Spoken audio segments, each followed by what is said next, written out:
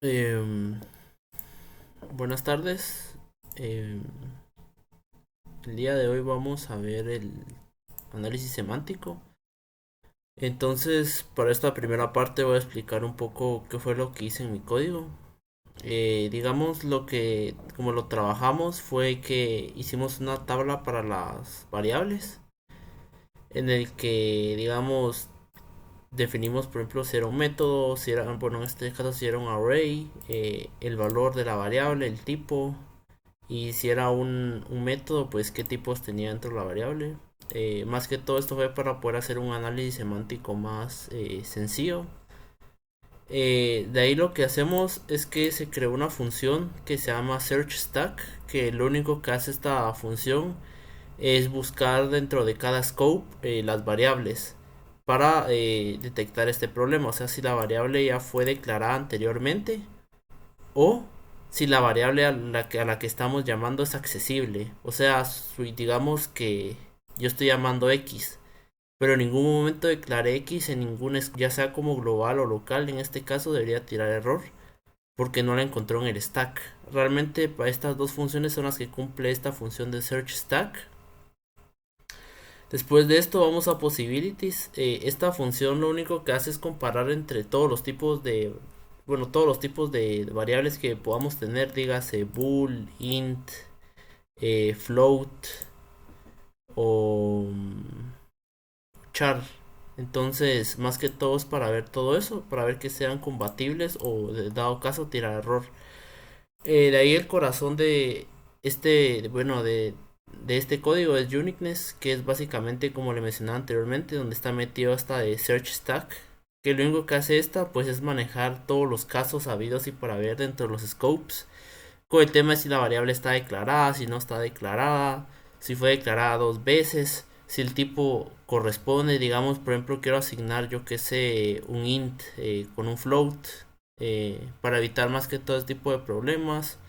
Entonces vamos más que todo por scopes, que es normalmente por la llavecita de apertura y llavecita de cierre.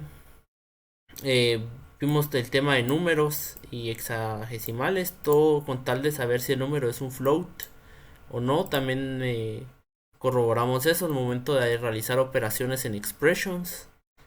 Tenemos también manejamos ID.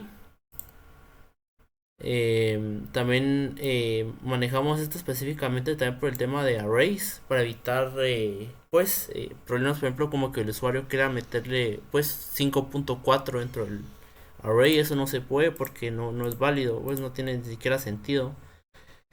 Entonces fue más que todo también por eso. Em, También para ver el tema de que no había sido declarada la variable. Digamos, manejamos también el type y void, que son también pues importantes por el tema de que qué pasa si quiero asignar una variable tipo void a un int. O sea, eso no tiene sentido tampoco. Más aquí está el error por lo mismo. Eh, Trabajamos también con el tema de bool, aunque con bool solo es ceros y unos. Después de eso también con el tema de location, el method call.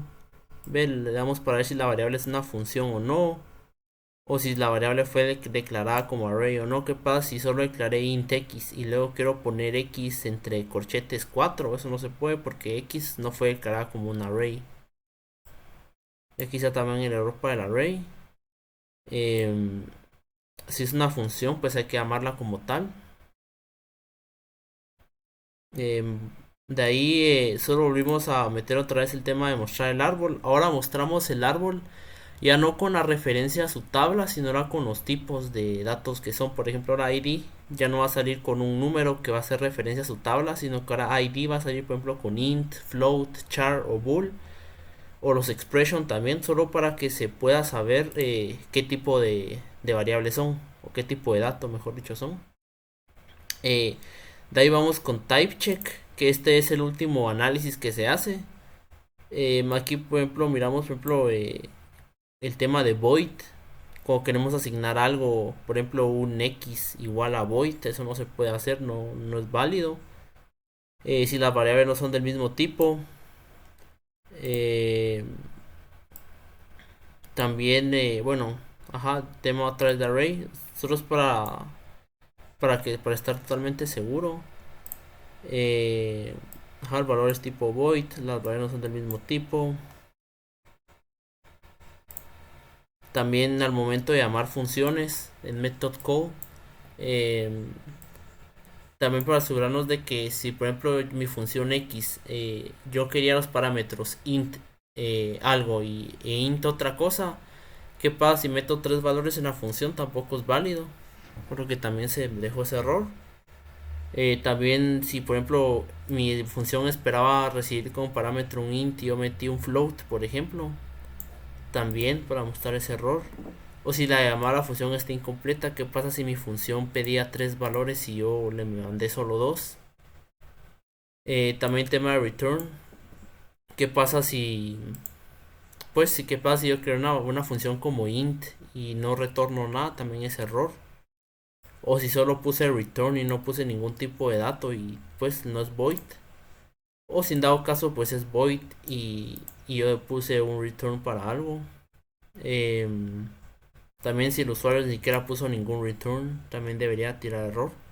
Básicamente eso es, y lo vamos recorriendo recursivamente dentro del árbol. De ahí pues como tal el semantic, solo para el tema de ir manejando pues tipos de variables. De ahí solo.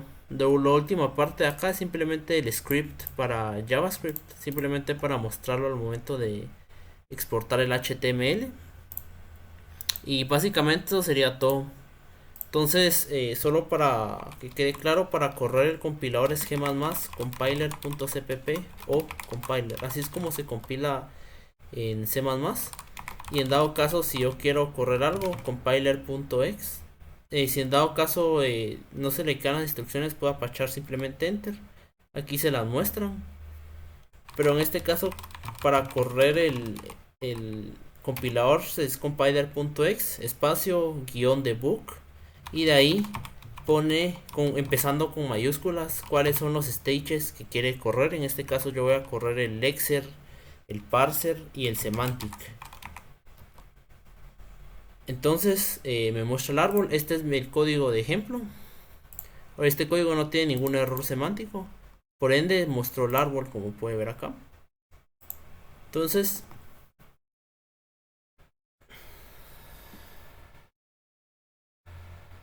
aquí es como se mira el árbol ahora. Como puede ver ahora tiene tipo int. O si es bool, por ejemplo. Los expression también ya tienen tipos. Igual que los locations. Los method call. Todo el tema para manejar pues tipos. Como puede ver aquí están los tipos de datos. O si es void, por ejemplo. O si es float, por ejemplo. El mismo árbol que habíamos visto anteriormente, solo que ahora con tipo de dato de la variable. Por ejemplo, ¿qué pasa ahora si yo, por ejemplo, no declaro esta A y lo dejo así? Es el momento de correr mi compiler.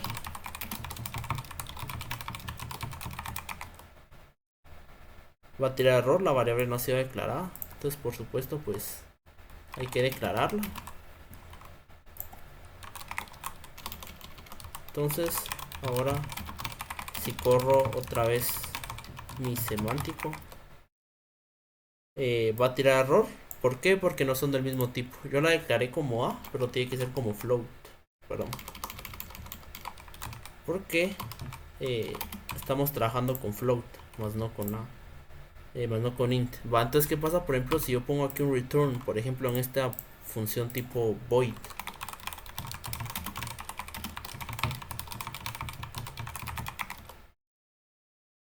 Pues error, porque no se puede retornar un valor en una función tipo void.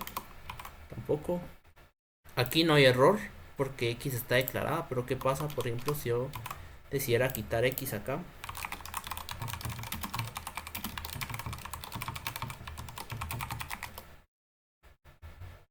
Pues la variable no ha sido declarada. Entonces, pues hay que declararla. O qué pasaría, por ejemplo, si dentro de mi array que declaré acá lo llamo con un valor tipo float. También.